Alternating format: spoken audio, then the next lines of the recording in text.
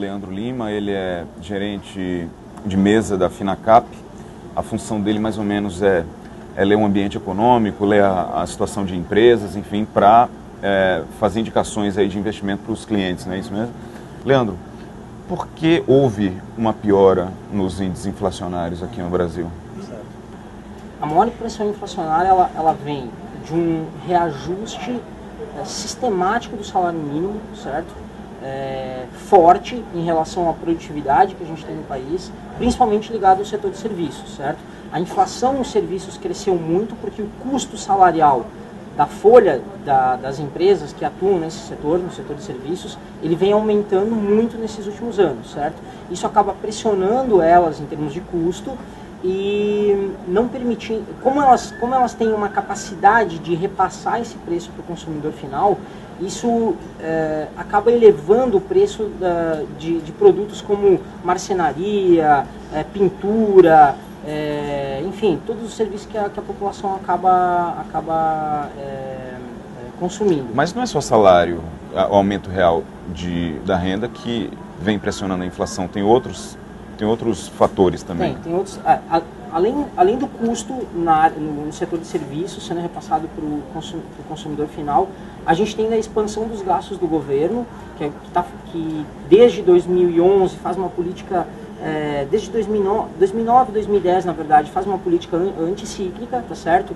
Que teve a sua funcionalidade entre 2009 e 2010 por conta das crises nos Estados Unidos e na Europa, ajudou o país a não desacelerar o seu crescimento naquele momento, só que existe um certo exagero no sentido dessa política fiscal nesse momento, principalmente a partir de 2011, porque os gastos do governo eles estão aumentando excessivamente em relação à capacidade da economia de gerar crescimento, tá certo? A gente não pode continuar expandindo os gastos com esse nível de crescimento que a gente tem hoje, certo? Mas como é que é esse gasto? Esse gasto então, é um gasto bom? O que acontece? Se você for olhar o superávit primário que o governo tem entregue, que é aquela economia que o governo faz para pagamento dos juros, né? Ele vem diminuindo desde 2012.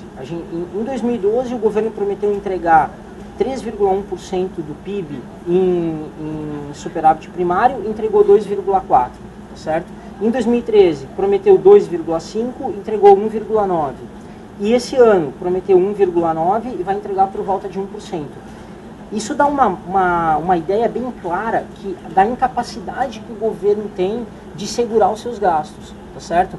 Ele não está conseguindo mais, seja por conta da arrecadação baixa, que por conta da nossa atividade desde 2011 está caindo, seja porque ele expandiu exageradamente os gastos, e aquele gasto ele é cíclico. Na hora que você gastou lá com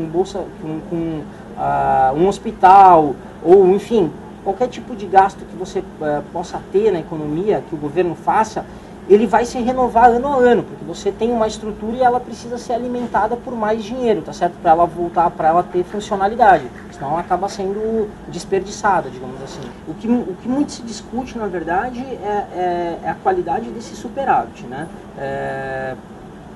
Como a gente, desde 2011 também, o governo acaba,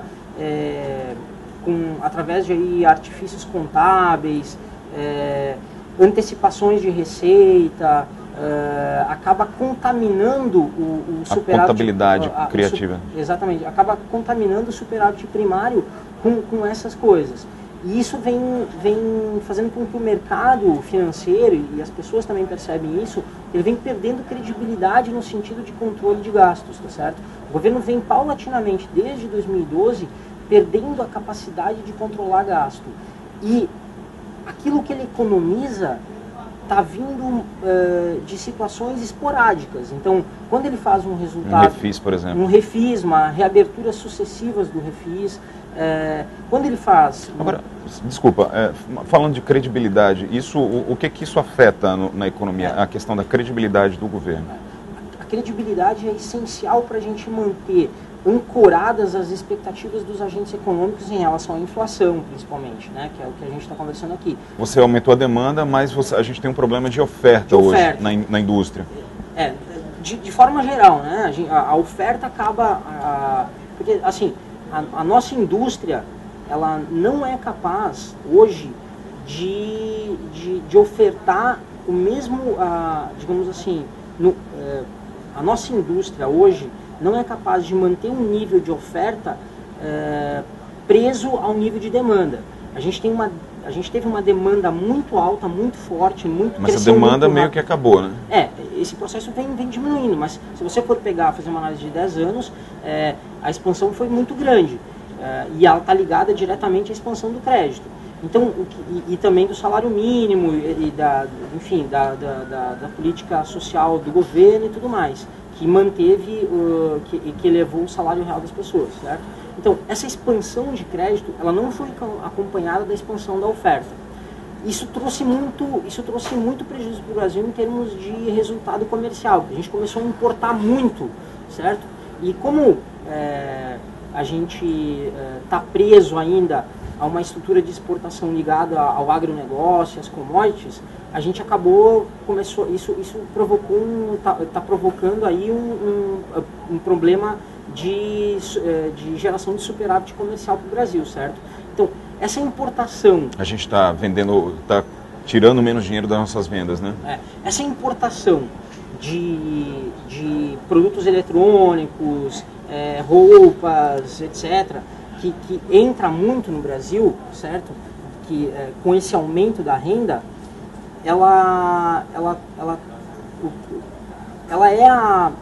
é exatamente o ponto, digamos assim, simétrico em relação ao aumento da renda e à incapacidade de ofertar aqui dentro por empresas nacionais. Então, o que o consumidor faz com mais dinheiro no bolso? Ele acaba comprando coisas lá fora. E aí está trazendo tudo para dentro do país. Aí entra a questão do câmbio, né? Para tentar proteger aí o consumo, a indústria nacional, se manter um câmbio num determinado patamar para justamente esses produtos importados não ficarem um pouco mais caros. Né? Exatamente. O que o governo está fazendo nos últimos 2 ou 3 anos é controlar o câmbio, na verdade, como uma variável de controle da inflação, tá certo? E isso está prejudicando a indústria, obviamente, porque a indústria ela precisa de uma das digamos assim, das pernas aí da competitividade que a indústria nacional tem, onde ela se sustenta, um dos pilares onde ela se sustenta, ou qualquer indústria, é na relação de troca cambial, tá certo? Então, claro que não é só daí, né? Você precisa aumentar a competitividade, não só por conta de uma desvalorização cambial, porque isso também, a inflação acaba no futuro próximo descompensando isso. Mas você precisa ter uma política cambial que consiga proteger a indústria e, ao mesmo tempo, ela tem algumas coisas que ela precisa fazer. Ela precisa se atualizar tecnologicamente, que a indústria nacional ficou defasada tecnologicamente, grosso modo. A gente precisa se inserir melhor nas cadeias comerciais que hoje tem no mundo, e a gente está deixando de lado isso. A nossa inserção comercial e por conta disso também a forma com que a nossa indústria poderia se inserir no mercado mundial, ela nesse momento de difícil solução, a gente não conseguiu arrumar isso, tá certo? Então a gente precisa de uma política industrial junto com uma política comercial, fazer essas duas coisas. E uma política industrial é investimento em infraestrutura, investimento em tecnologia e investimento em capacidade humana, digamos assim, né? de capital humano. É um problema complicado. Eu acho que uma solução seria aí investir realmente na produtividade e na capacidade da indústria de conseguir vender, enfim, isso reflete também a infraestrutura que a gente tem. Enfim, melhorando essa capacidade da indústria, a gente tem um bom caminho aí para também diminuir essa escalada inflacionária. Né? Os pontos chaves para controlar isso é credibilidade, voltar uma política fiscal que o mercado e que também a sociedade entenda como sendo transparente e verdadeira, né? Então, ao invés de você ficar prometendo um valor e não cumprindo sucessivamente, você prometer um valor, eventualmente até baixo no início, mas que aquilo seja efetivamente cumprido.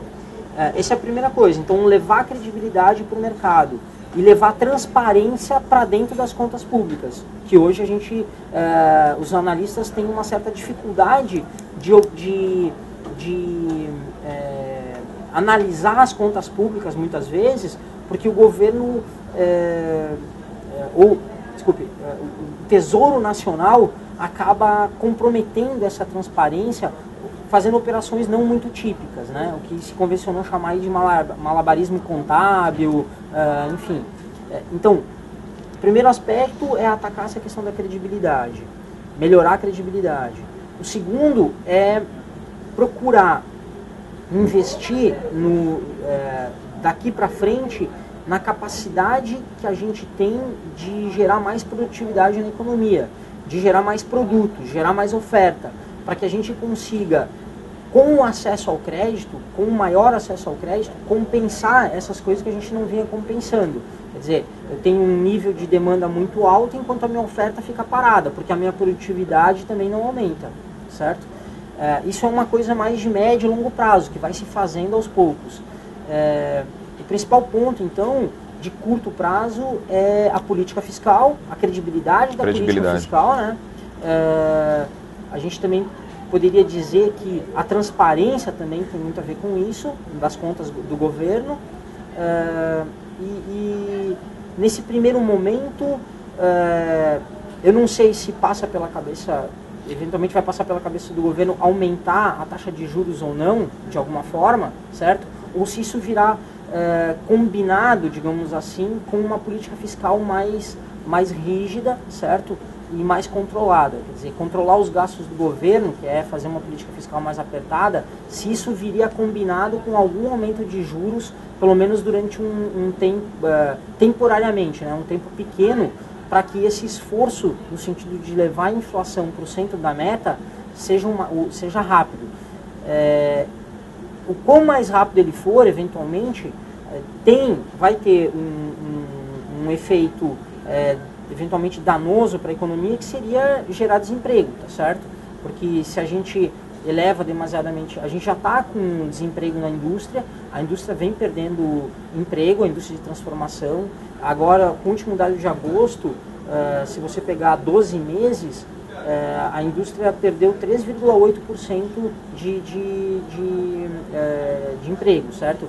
Esse ano vão ser eliminados da indústria de transformação cerca de 100 mil empregos no Brasil. Então, a gente está perdendo emprego de qualidade, emprego que tem um salário médio maior, que é o da indústria, e durante muito tempo a gente compensou isso com o emprego nos serviços. Só que a geração de emprego hoje no Brasil ela é cada vez menor. A gente tem uma geração, todo mês, sai o dado lá do CAGED, a gente tem uma geração de novos empregos menor, mês após mês, o que indica que eventualmente a gente vai ter um problema de aumento de desemprego no futuro próximo. Isso é um reflexo aí da diminuição da economia, né? Da redução da atividade e de toda